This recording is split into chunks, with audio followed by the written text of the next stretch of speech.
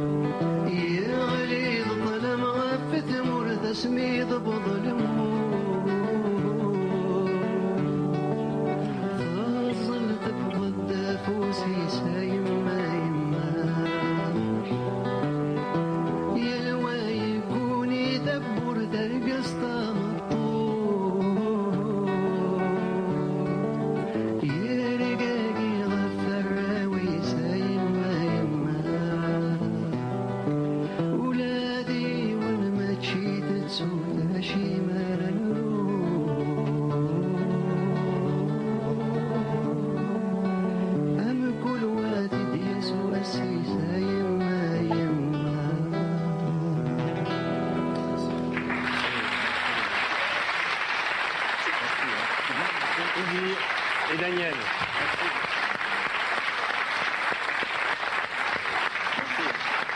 Idir, invité de Daniel Prévost.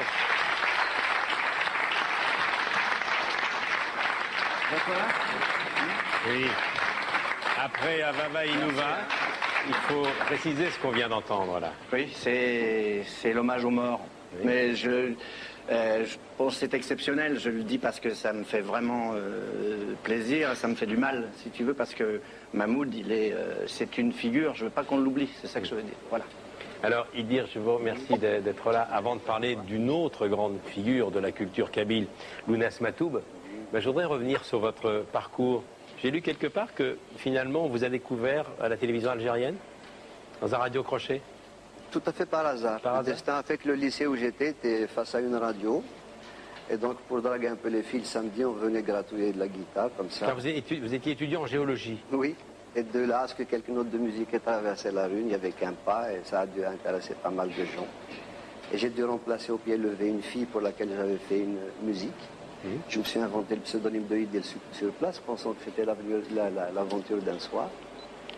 J'ai commis cet acte, mais je ne savais pas que j'avais mis le doigt dans un engrenage qui allait complètement changer votre vie, bien sûr. Et pendant un an, personne ne connaissait Idil, jusqu'à ma mère qui me parlait de moi sans savoir que c'était moi.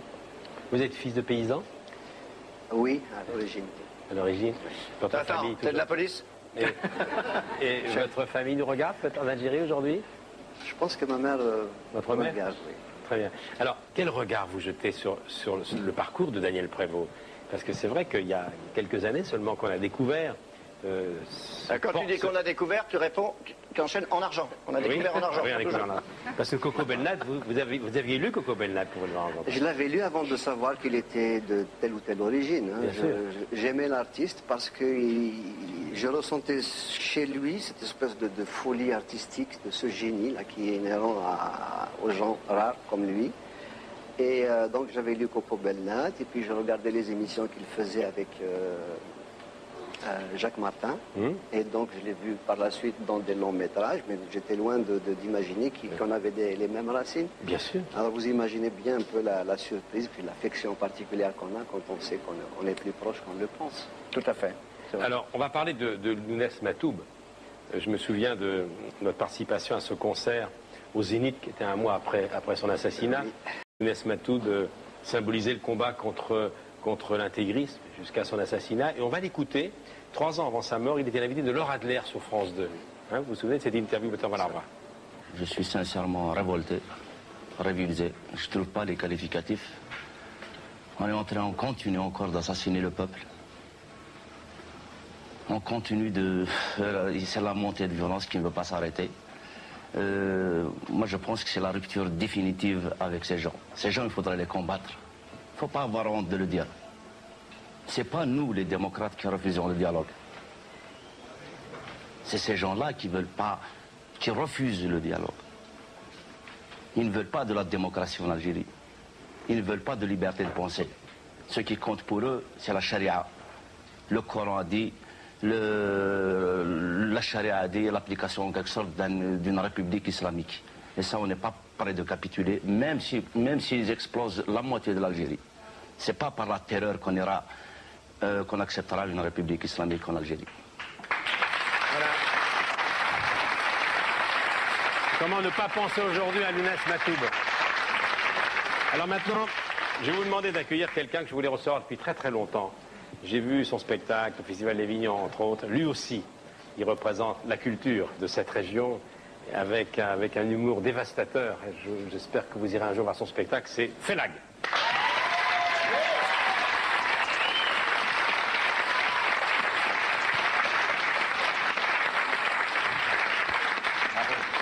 Alors, vous êtes né à Seffoun, c'est dans Djoudjoura, Kabylie. C'est de la Kabylie maritime, quoi, juste en face du Djoudjoura. Là où il y a du poisson frais. Voilà.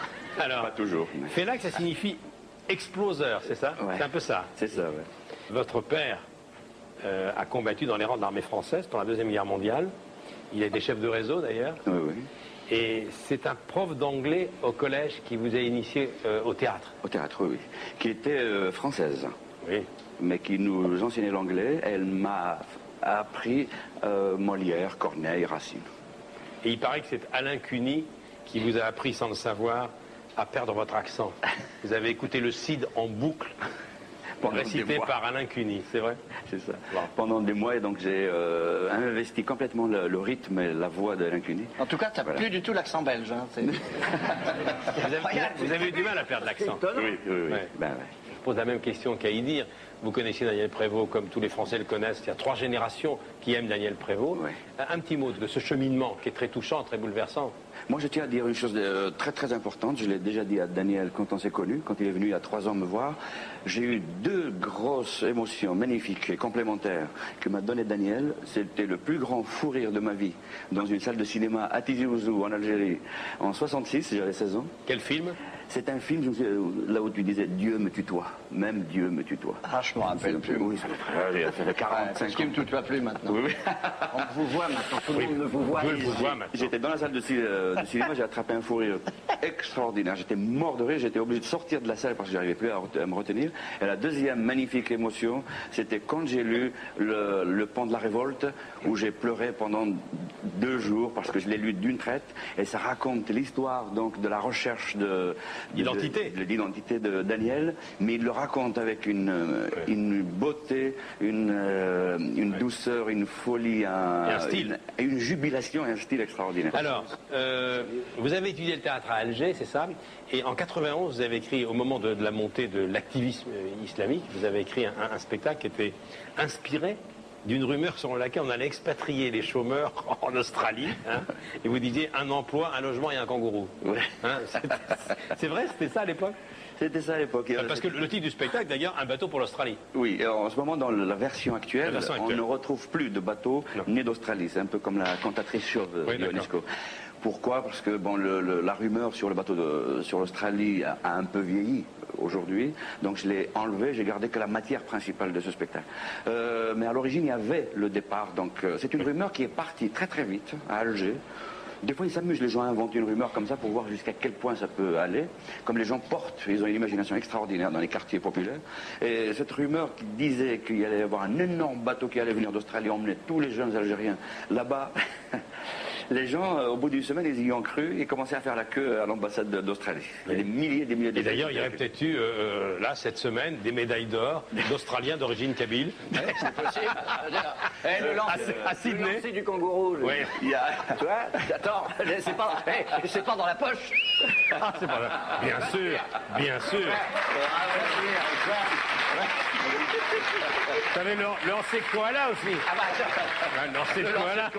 Lancer de koala, beaucoup plus dur que lancer de kangourou. Parce qu'il faut lancer le koala dans la poche du kangourou. Dans la poche, t'imagines? c'est pas dans la poche non plus. On va vous retrouver donc. Alors ça, c'est donc un ancien spectacle qui a été revisité, hein, remanié. Du 20 janvier au 25 février, j'irai vous voir avec Daniel. On ira, vous nous reconnaîtrez facilement. On aura un kangourou à la main. Au Théâtre des Bouffes du Nord. Voici un extrait du spectacle de Fellin.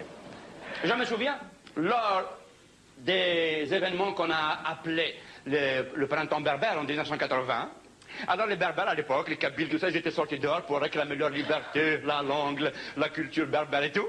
Alors les hommes bleus, quand ils leur couraient derrière, à chaque fois qu'ils attrapaient un kabyle comme ça, ils lui tapent dessus. Bam!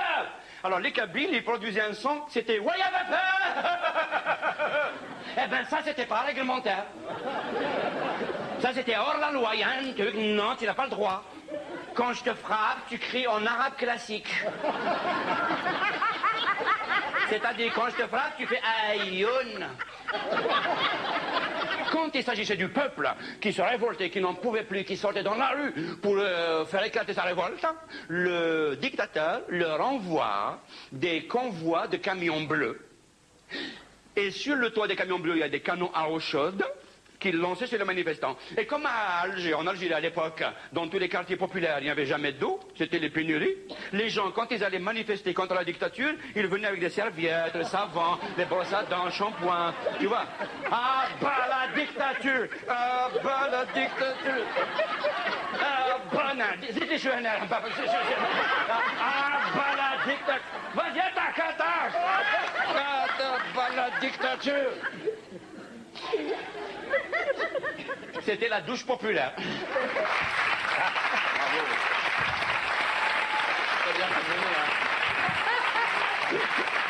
hein. Alors, dans le dernier spectacle à Avignon, on va essayer de faire un peu court. Racontez-moi comment les séries américaines étaient reçues en Algérie à une époque.